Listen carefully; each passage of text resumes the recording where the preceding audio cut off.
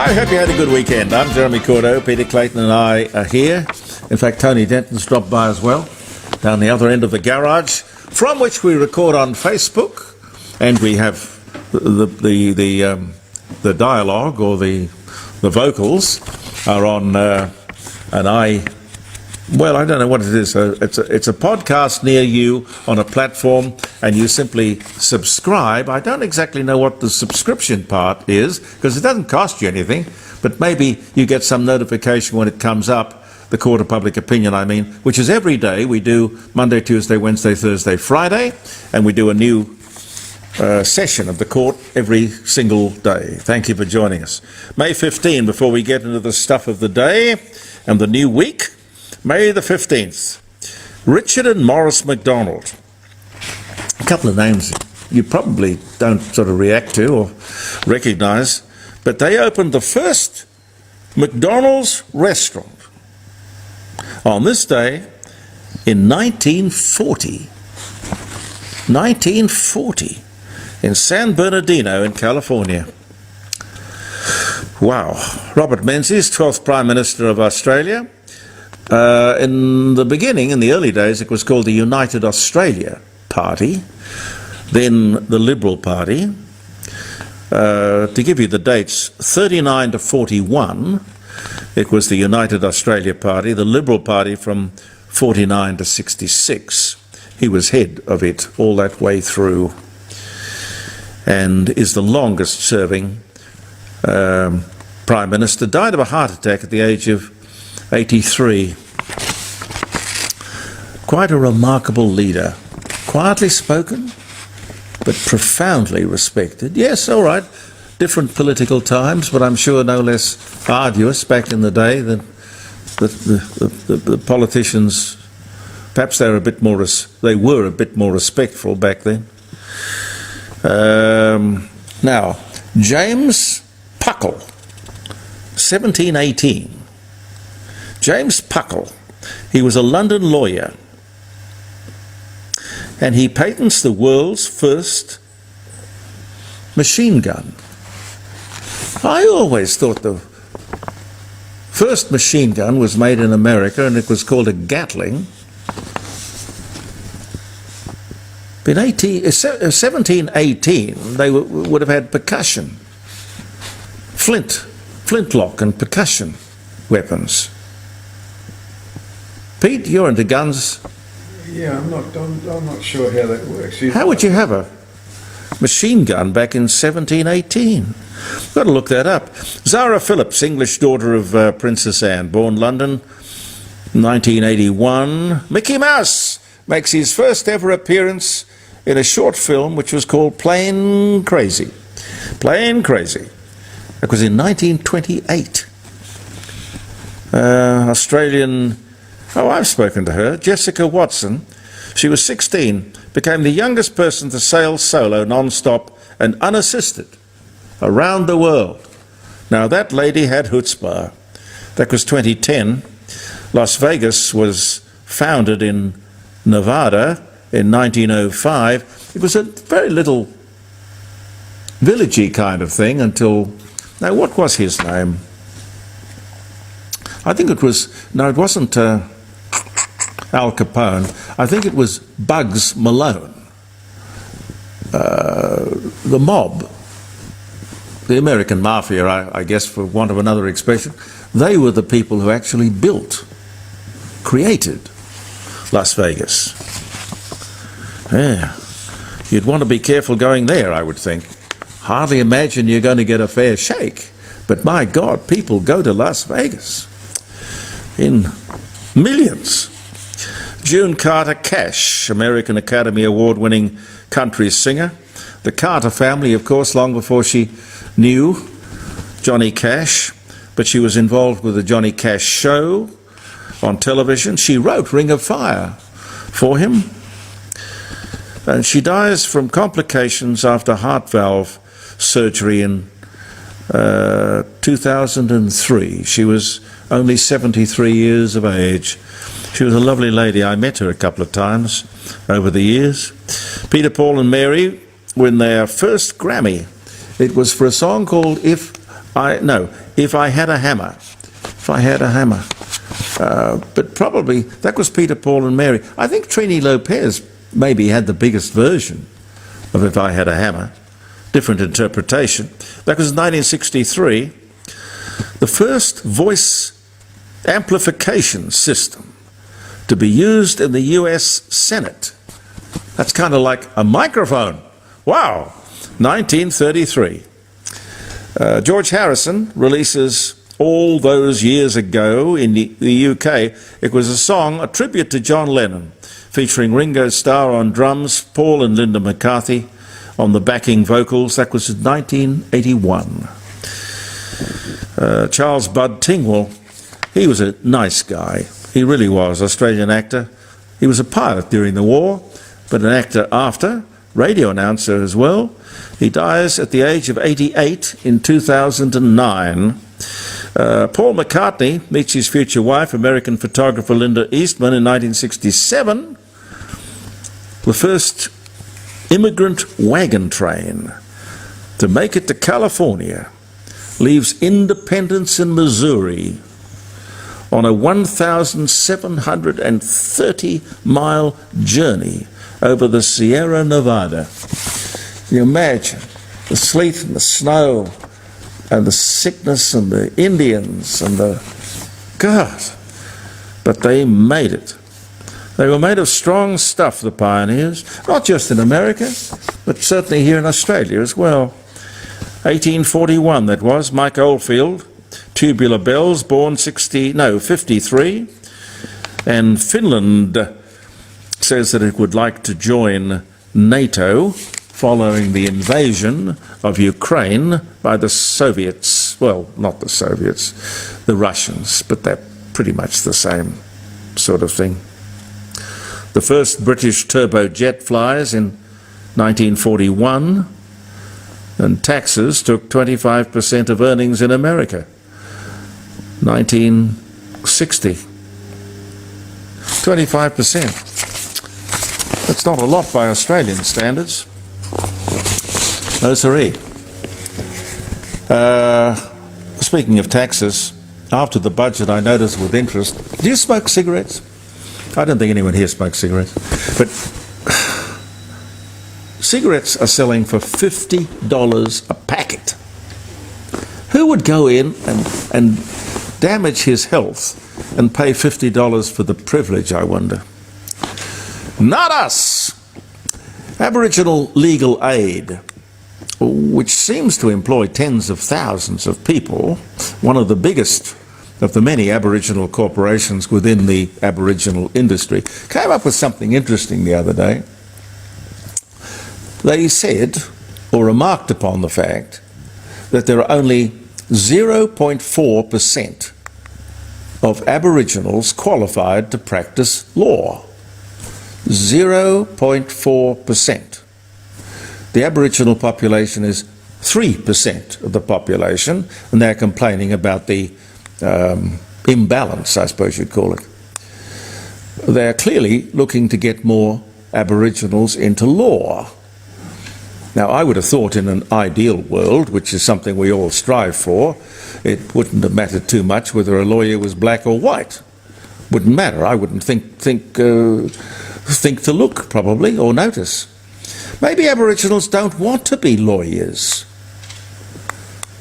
That would be their right, their choice.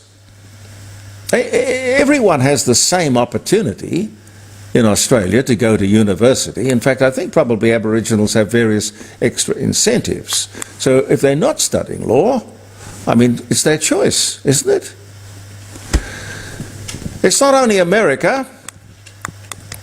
I'm talking about these random shootings.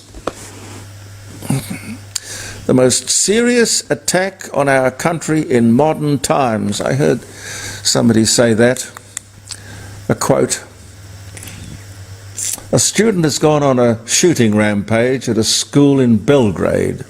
Killed 7 fellow students. A kid killed 7 fellow students.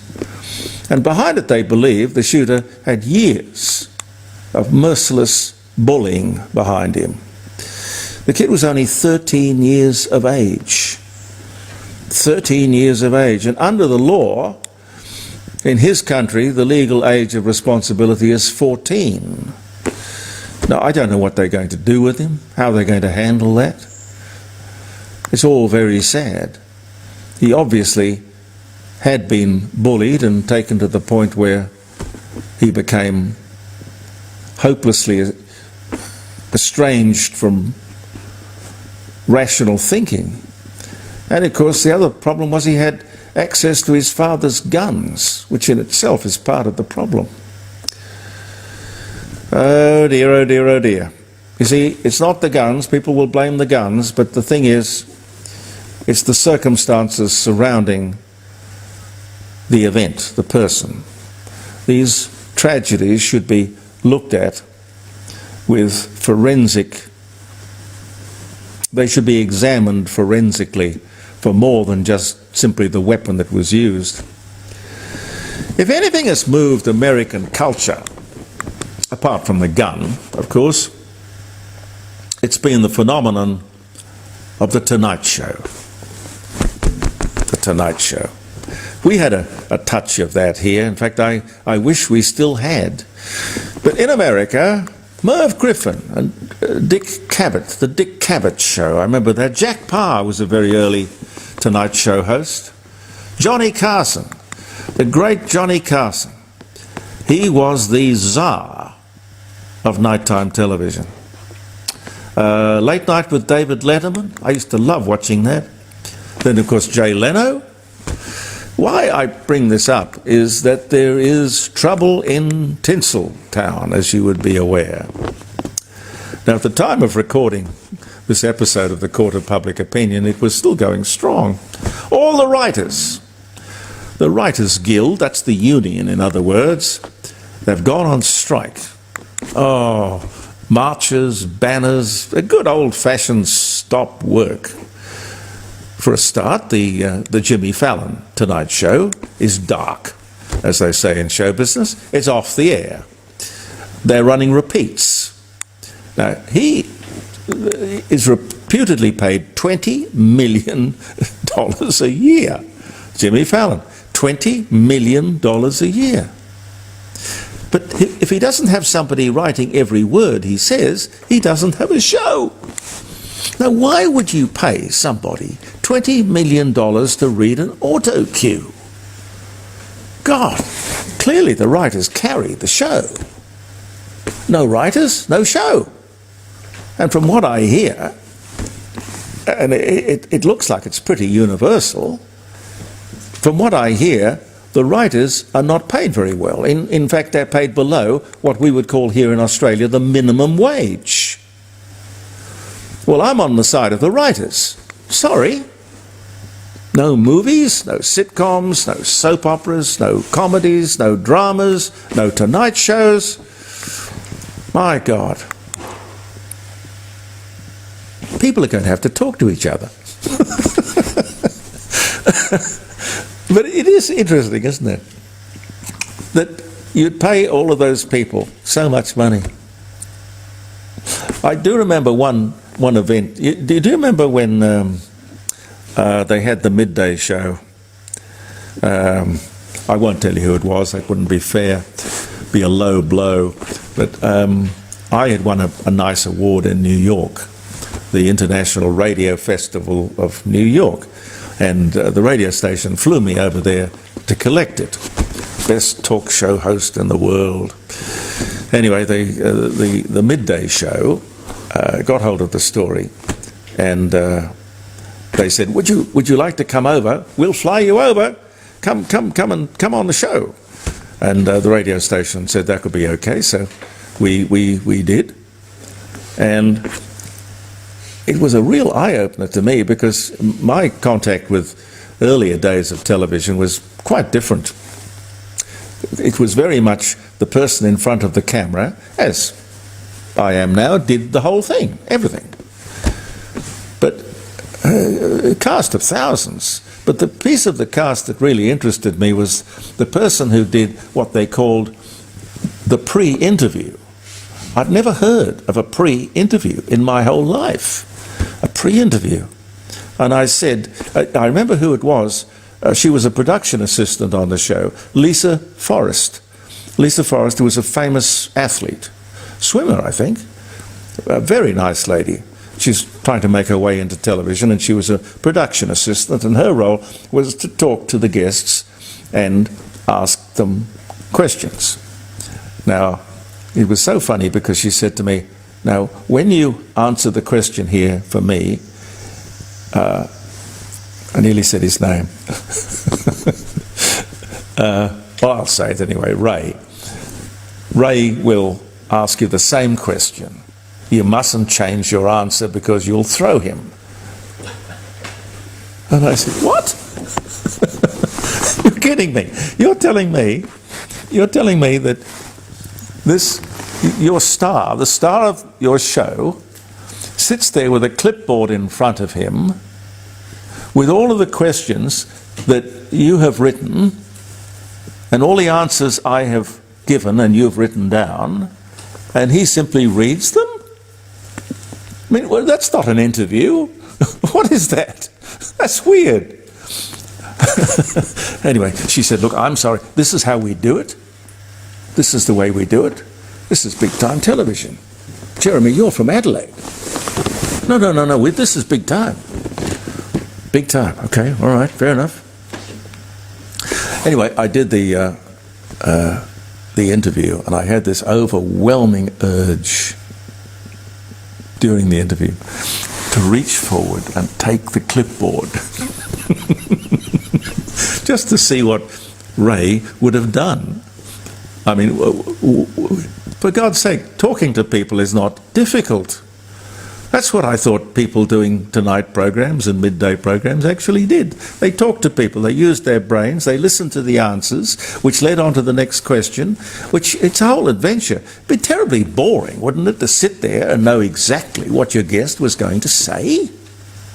Anyway, it was an interesting little excursion. Dear. Just one more before I go. These idiots, I'll call them idiots, they would call themselves enlightened, of course. They're saying it's criminal to smack a child. Have you caught up with this? You will do irreparable harm, lifelong damage to the child if you smack a child. Now, these people probably have no children, but I know they have no shame. No common sense either. They helped create the mess that the world finds itself in today. Lawless, irresponsible, undisciplined kids. And we've talked about it before, kids running around Adelaide stealing cars from the age of 8. Even Dr. Spock had the decency to admit he was wrong. All the books, all the advice, all of that was wrong. But he had the honesty to say, I'm sorry, ladies and gentlemen, I was wrong. Can we please go back to a world where things actually, with regard to bringing up children, actually worked? I know I harp on this a bit too much maybe, but teachers need to teach. They need discipline. They need to instill respect for authority. Parents need to parent. Now, I'm not saying that it's right to harm a child. It's not. But children need to know that they will be disciplined if they don't behave themselves. The extension of what we're doing at the moment is the lawlessness we are seeing at the moment. We should do something about it. Thanks so much for viewing. Catch you tomorrow. I'm Jeremy Cordeaux. Peter Clayton and I will be back. Believe in yourself, and goodbye for now.